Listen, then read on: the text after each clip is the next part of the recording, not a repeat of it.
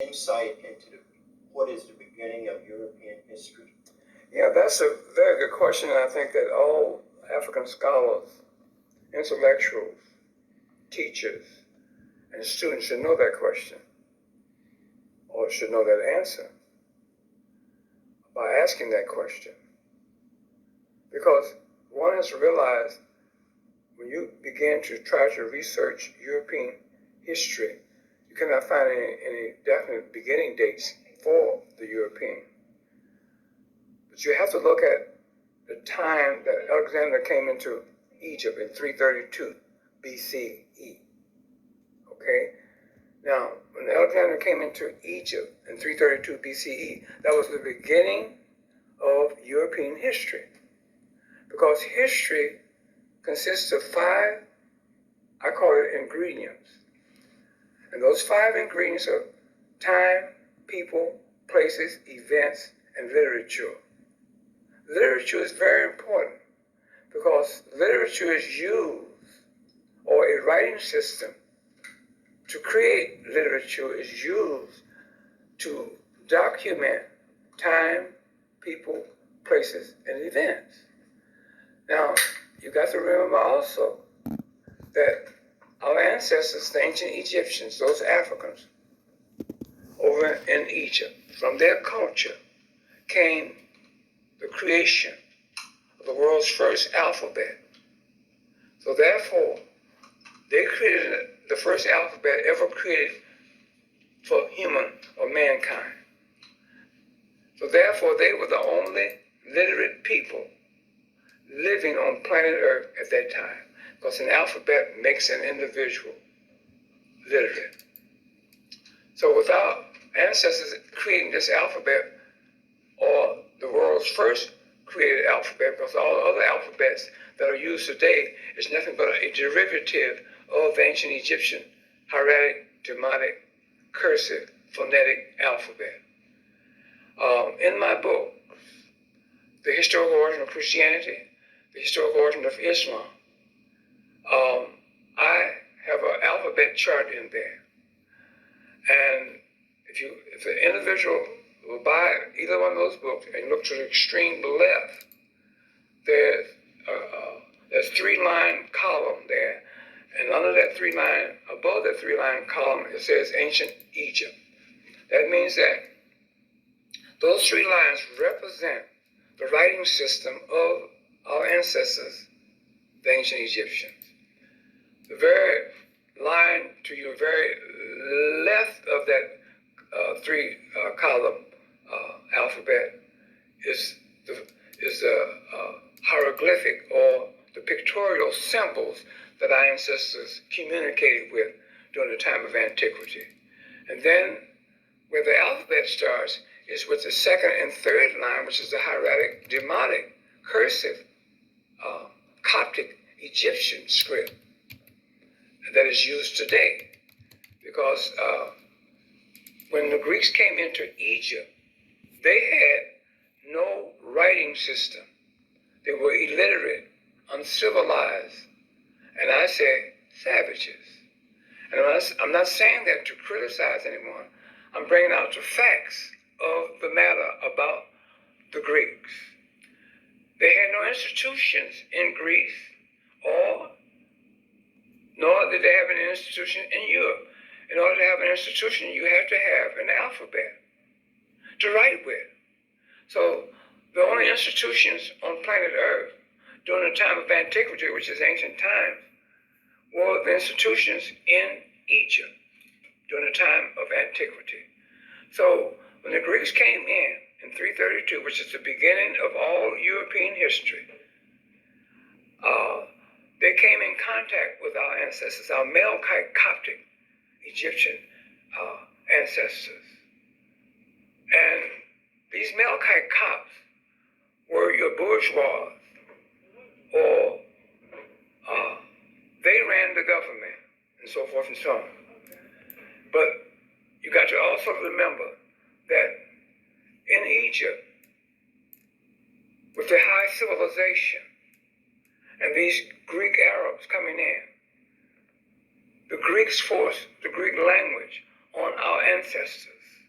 And they in turn learned that language and applied an alphabet to the Greek language. Today they call that Greek language an alphabet. And they put it out here as a misnomer to give and insinuate that the Greeks had an alphabet. The Greeks never had an alphabet themselves, but the Greek language our ancestors put an alphabet to. So that's how you get a Greek alphabet, you see. And when the Romans came in, 302 years after the Greek Ptolemaic dynasties ran out, they forced this Italian form of language on our ancestors, the same as the Greeks forced the Greek language on our ancestors. And our ancestors learned that Italian Roman type language and applied an alphabet to it. So today, that's where you get the Latin.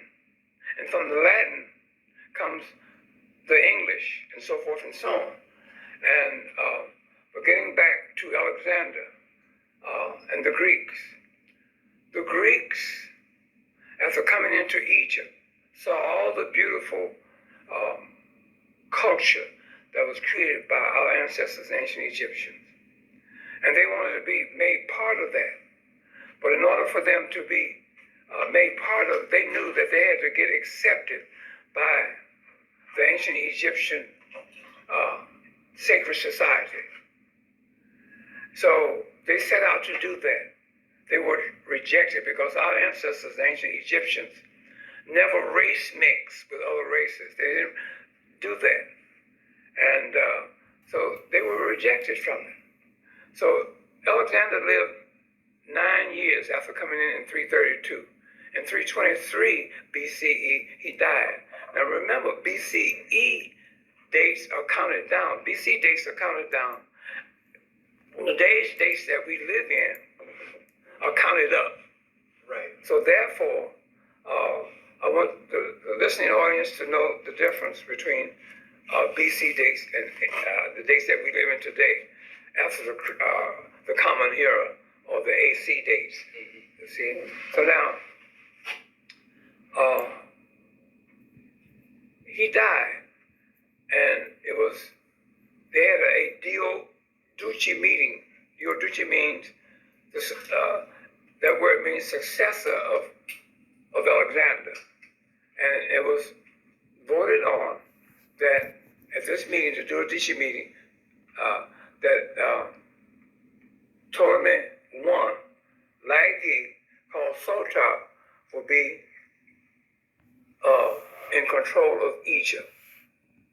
Okay? And this is in 323, after the death of Alexander. Now in 320, he tried to get his image put into and accepted by the sacred society or the sacred temple society in Egypt. Still rejected. But he found a member or a temple in Memphis, Egypt, where the members, the priests and priestesses took two of their gods, Osiris and Apis, and gave him the name of Osirapis or Serapis. And he, with the attributes of Osiris, you see, Apis is the bull representative of Ra. Osiris is one of the African deities in Egypt. You had the African ancient Egyptian divine triad, consisting of Osiris, God the Father, Isis, Goddess Mother, and Haru, the S-U-N, the son of Isis and Osiris. And I'm going to tell you about that as we modulate about that and what happened to that triad. The triad is used today. Now, getting back to Ptolemy I, Lagi, called Sotar. In 320, his image was made into a supposed deity. And once that was done, and like I mentioned before, how it was done was by this group of priests and priestesses in Memphis, Egypt, taking two of their gods, Osiris and Apis, the bull representative of Ra, which is and attributes of Osiris, and giving it to this Ptolemaic ruler. Ceremonious. In a ceremonial way, yes. And he became old Serapis, and he also took the O out and said it's Serapis. Now, he is called Ptolemy I Lagi Sotar, S-O-T-E-R, means Savior. How did he become and get that name of Savior? Well, at the Diadochi meeting, you had the army generals of Alexander, that after he died, after the death of Alexander in 323, they had this Diadochi meeting to see who was going to be in control of the territories that Alexander had taken over. You had the Ptolemies in Egypt, and then you had Seleucus Nicator in Syria and Turkey, which is Northeast Africa. Today it's called the Middle East. So the meeting was held in Egypt. And when he went to that meeting, I'm talking about Seleucus Nicator, so they can see who's going to divide up Alexander's so-called territory. And it was decided that Ptolemy I, Lagi, would get Egypt. It was decided that Seleucus Nicator would get Syria and Turkey. Okay? Now, once that happened, when he went back to, I'm talking about Seleucus Nicator, when he went back to Syria and Turkey, he found out that he was overthrown by one of his lieutenants that he left in charge there, Antigonus, who overthrew him. And what he did, Seleucus Nicator went back into Egypt and told Ptolemy I Lagi what had happened to him. So Ptolemy I Lagi got his army together, and they went in to Syria and Turkey, and he overthrew Antigonus and gave back that territory of Syria and Turkey to Seleucus Nicator, and he set up what is known as a Seleucus dynasty. You see? And that's how Ptolemy I Lagi got to be the savior. He saved that part of the world and the country of Syria and Turkey for Seleucus Nicator. So he became the savior. Now the savior is very important because the savior is used in and connected with Jesus the Christ. That Ptolemy I Lagi called Sotar, like I mentioned before, was given the attributes of Osiris and Apis. Today, he's worshipped on that cross as Jesus the Christ. People have to really understand that. And in my two books, The Historical Origin of Christianity, Historical Origin of... And there you have it. There is your Jesus Christ. So, this thing called Jesus, who y'all worshiping, it's a man. You are spiritual. You are not religious.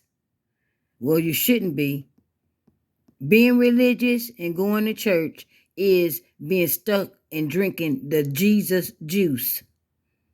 People, it's time to wake up.